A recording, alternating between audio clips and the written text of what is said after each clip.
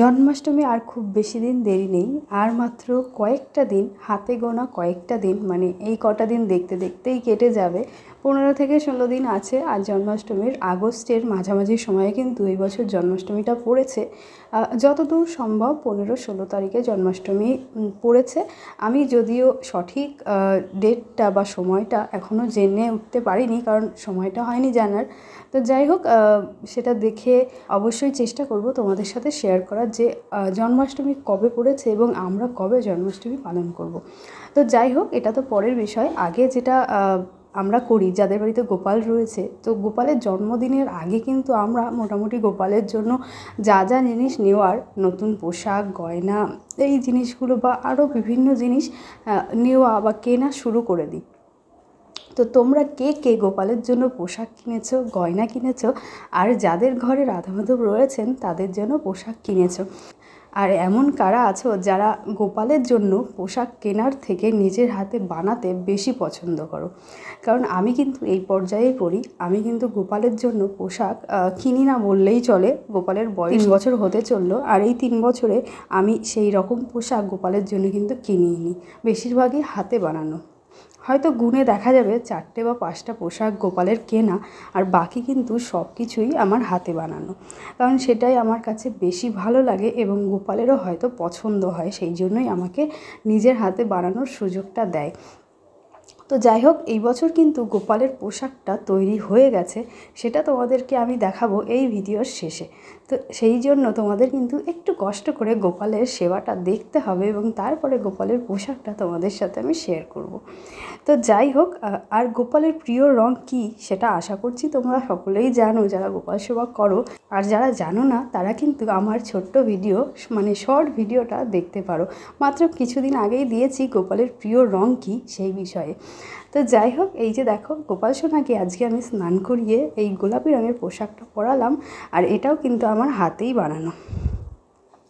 তো গোপালের বেশিরভাগ জিনিস, যেটা শুধুমাত্র পোশাকই নয়, বরং গলার হার, তারপর মাথার চুল, যেটা তোমরা দেখতে পাচ্ছ ভিডিওতে, সেইটাও কিন্তু আমি বাড়িতেই বানিয়েছি, আর সেটার ভিডিও দেওয়া আছে। তো তোমরা কিন্তু বাড়িতে বসে গোপালের চুল বা যে গোপালের এই যে চুলটা বানাতে পারো। তো কেমন করে বানাবে তার ভিডিও আমার চ্যানেলে দেওয়া আছে, সেটা তোমরা দেখতে পারো, তোমাদের সুবিধা হবে।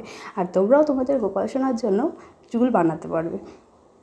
তো দেখো, গোপাল সোনার শৃঙ্গারটা কমপ্লিট হয়ে গেল। এরপরে গোপাল সোনাকে আমি ভোগ নিবেদন করব। তো সকালবেলায় আমি গোপাল সোনাকে ড্রাই ফ্রুটের ভোগ নিবেদন করি, তার সাথে কিছুটা পরিমাণ তাল মিশ্রি দিয়ে দিই। তো দেখো, তাই দিয়ে দিলাম, এবং তার সাথে তো জল দিতেই হবে। তো জলটা দিয়ে তারপরে আমি পুজোটা শুরু করব। তো দেখো, গোপাল সোনাকে, রাধা মাধবকে আমি ভোগ নিবেদন করে দিয়েছি। তারপরে চরণে একটা করে তুলসীপত্র দিলাম, যেটাতে আমি চন্দন দিয়ে দিয়েছি, আর তার সাথে আমি দিয়ে দেবো ফুল, যেটাতে আমি চন্দন দিয়েছি। তো কে কে এই বছর জন্মাষ্টমী পালন করছো বা উপোস থাকছো? আমি কিন্তু যেটা করি, বলতে পারো 1 বছরই করেছি, কারণ গত বছর যেহেতু আমার প্রেগনেন্সি টাইম ছিল, সেই জন্য কিন্তু আমি উপোস করতে পারিনি। কিন্তু গোপালের প্রিয় কয়েকটা জিনিস বানিয়ে গোপালকে ভোগ নিবেদন করেছিলাম। তো প্রথম বছর আমি, গত বছরের আগের বছরটা কিন্তু গোপালের জন্য ভোগ রান্না করেছিলাম, এবং সারাদিন কিন্তু উপোস থেকে সন্ধ্যাবেলায় গোপালকে ভোগ নিবেদন করে, আরতি করে, তারপরে প্রসাদ গ্রহণ করেছিলাম।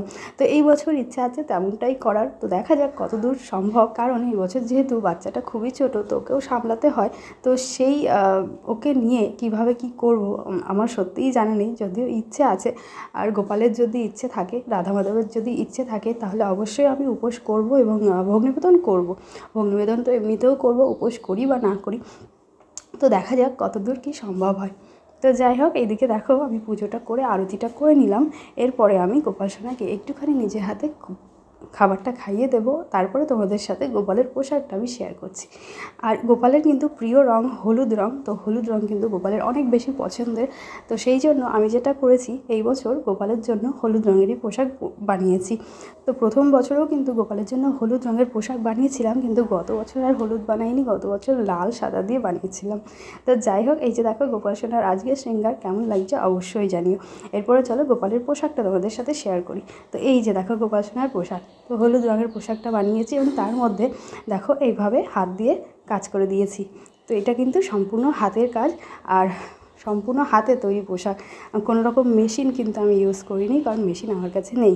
তো যাই হোক, ভিডিওটি যদি তোমাদের ভালো লাগে এবং গোপালের পোশাকটি যদি তোমাদের ভালো লাগে তাহলে অবশ্যই একটা লাইক করে দিও এবং কমেন্টের মাধ্যমে নিজেদের মতামতটা আমাকে অবশ্যই জানিও। ধন্যবাদ। রাধে রাধে।